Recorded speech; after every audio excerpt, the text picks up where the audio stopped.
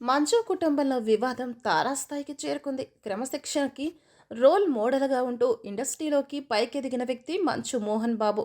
తన పిల్లలతో పాటు విద్యానికేతన్ అనే విద్యా సంస్థలను ప్రారంభించి ఎన్నో వేల మంది విద్యార్థులకు ఆయన విద్యతో పాటు క్రమశిక్షణ కూడా నేర్పించాడు.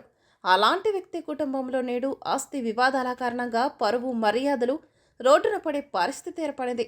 మంచు మనోజ్ పట్ల మోహన్ బాబు మొన్న రాత్రి దురుసుగా ప్రవర్తించి అతనిపై దాడి చేయడమే కాకుండా తన మనుషులతో కొట్టించాడంటూ పోలీస్ స్టేషన్లో మనోజ్ ఫిర్యాదు చేసిన సంగతి ఇండస్ట్రీలో పెను దుమారం రేపింది. ఎక్కడ చూసినా దీని గురించి చర్చ. మీడియా మొత్తం వైరల్ అయింది. కాసేపటి క్రితమే మంచు మనోజ్ కూడా మీడియాతో మాట్లాడాడు.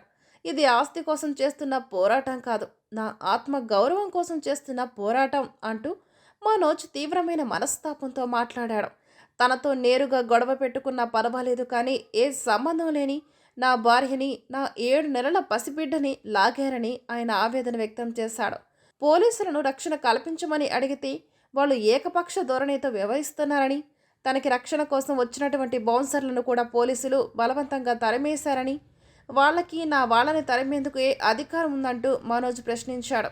దీని గురించి నేను న్యాయ పోరాటం చేస్తానని, న్యాయం జరిగే వరకు దేశంలో ఉన్న ప్రతి నాయకుడిని, అధికారులను కలుస్తానని మనోజ్ ఈ సందర్భంగా మాట్లాడిన మాటలు సోషల్ మీడియాలో బాగా వైరల్ అయ్యాయి. మంచు మనోజ్ పట్ల జరుగుతున్న వాటిపై సోషల్ మీడియాలో నెటిజన్స్ కూడా విచారం వ్యక్తం చేస్తున్నారు. ఇదంతా పక్కన పెడితే నిన్న రాత్రి ఆయన ఆంధ్రప్రదేశ్ ముఖ్యమంత్రి చంద్రబాబు నాయుడు, ఉప ముఖ్యమంత్రి పవన్ కళ్యాణ్, హోమ్ మినిస్టర్ అనితలతో పాటు తెలంగాణ ముఖ్యమంత్రి రేవంత్ రెడ్డి, ఉప ముఖ్యమంత్రి బట్టి విక్రమార్క వంటి వాళ్ళను ట్యాగ్ చేసి 4 పేజీల కంప్లైంట్తో తనకి న్యాయం చేయాల్సిందిగా రిక్వెస్ట్ చేశాడు.